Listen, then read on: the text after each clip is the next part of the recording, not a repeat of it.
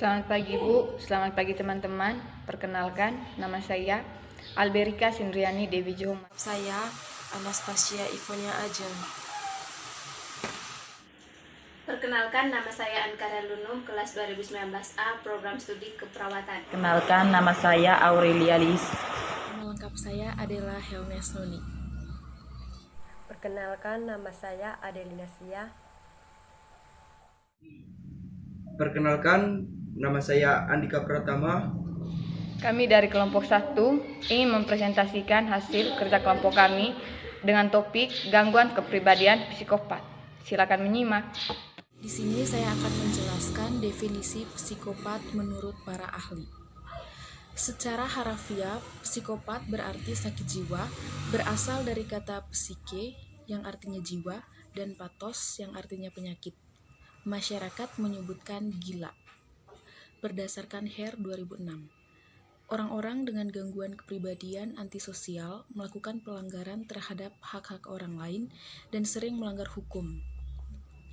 Berry dalam bukunya Mental Health dan Mental Illness mendefinisikan psikopat sebagai salah satu penyakit yang berbahaya. Gangguan kepribadian antisosial atau antisocial personality disorder merupakan gangguan pada manusia di mana mereka yang terkena gangguan ini tidak dapat bekerja sama dengan baik dengan orang lain atau kelompok ataupun masyarakat.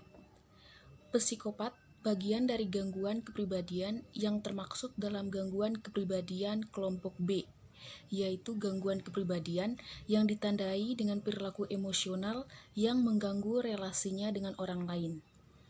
Orang yang mengalami gangguan ini juga sering dikaitkan dengan perilaku atau kecenderungan melakukan tindakan kriminal.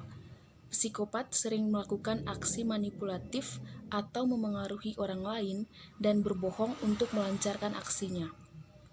Psikopat atau secara medis dikenal dengan kepribadian antisosial adalah gangguan kepribadian yang ditandai dengan kurangnya empati dan kebiasaan melanggar peraturan. Seorang psikopat biasanya tidak dapat berada dalam relasi yang harmonis dengan orang lain dan mudah melakukan kekerasan. Penyebab dan faktor terjadinya psikopat. Psikopat sendiri masih belum diketahui pasti penyebabnya. Tapi ada beberapa faktor yang menyebabkan seorang menjadi psikopat, yaitu faktor genetika, faktor lingkungan, dan faktor interpersonal. Orang yang memiliki trauma pada masa kanak-kanak, ketergantungan pada alkohol dan narkotika juga lebih rentan mengalami gangguan kepribadian ini. Beberapa pengalaman awal kehidupan juga terbukti meningkatkan risiko menjadi psikopat. Pola asuh yang buruk, pola asuh yang berfokus pada hukuman, dan pola asuh yang konsisten tampaknya juga menyebabkan sifat psikopat. Psikopat juga biasanya tumbuh dari latar belakang keluarga yang tidak harmonis, seperti adanya pelecehan dan penelantaran anak, perkelahian orang tua hingga menyebabkan perceraian, atau karena orang tua yang kecanduan alkohol. Seorang psikopat cenderung memiliki pemahaman diri yang rendah dalam menggambarkan keluhan yang dirasakan. Di dalam otak manusia terdapat sistem penghargaan yang berfungsi mengatur dan memunculkan perasaan nikmat. Sistem ini juga diatur oleh bahan kimia yang ada pada otak, yaitu dopamin. Jadi, pada orang yang dengan kepribadian psikopat, otak menganggap bahwa perilakunya adalah penghargaan karena menghasilkan perasaan nikmat. Dari perasaan nikmat inilah seorang psikopat mulai ketagihan sehingga melakukan aksinya secara terus-menerus atau secara berulang-ulang tanpa adanya rasa bersalah atau empati kepada korbannya. Pada kesempatan ini, saya akan menjelaskan seperti apa tanda dan gejala pada psikopat tersebut. Di sini saya akan menjelaskan 7 tanda dan gejala pada psikopat. Yang pertama, sering merasa bertindak impulsif dalam melakukan tindakan berisiko tanpa memikirkan akibat dan sulit untuk mengontrol diri. Yang kedua, sering berbohong dan memanipulasi untuk kesenangan sendiri, tidak untuk mendapatkan sesuatu dari kebohongan itu. Yang ketiga, sering menjadi orang yang berbeda, dapat mengubah kepribadian pada situasi dan berhadapan dengan orang yang berbeda. Yang keempat, sulit untuk menunjukkan rasa empati serta tidak memiliki hati nurani.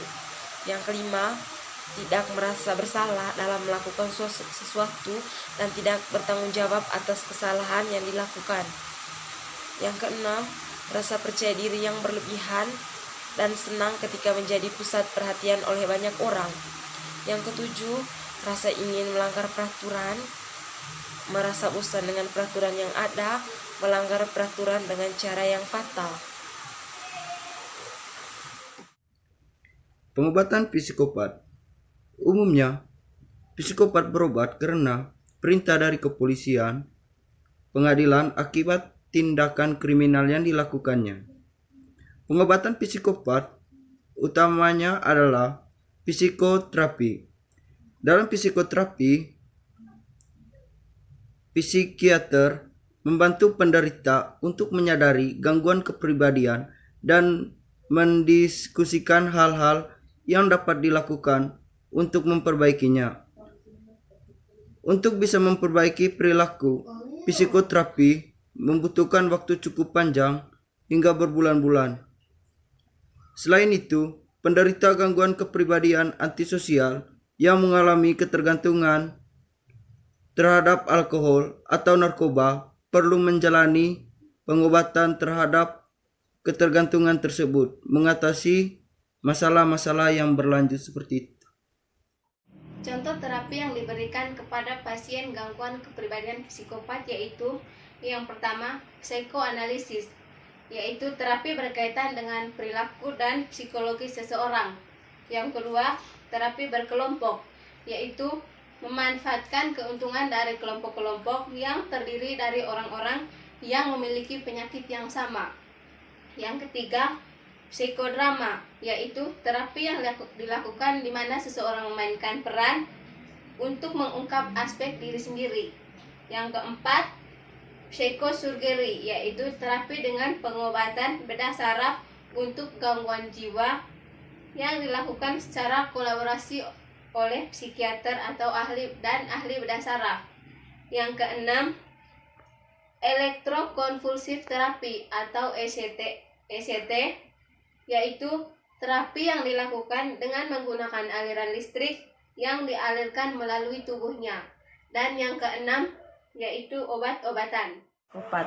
Pencegahan psikopat sampai saat ini masih belum bisa dilakukan. Akan tetapi, jika dilihat dari pengaruh dan faktor terjadinya psikopat, sebaiknya keluarga harus selalu menciptakan suasana yang harmonis, suasana yang penuh kasih sayang, jauh dari kekerasan, dan selalu memberikan hal-hal yang positif terhadap pertumbuhan kondisi kesehatan mental dalam membesarkan anak. Dan sebaiknya anak tersebut harus selalu hidup di lingkungan yang selalu memberikan pengaruh positif terhadap tumbuh kembangnya.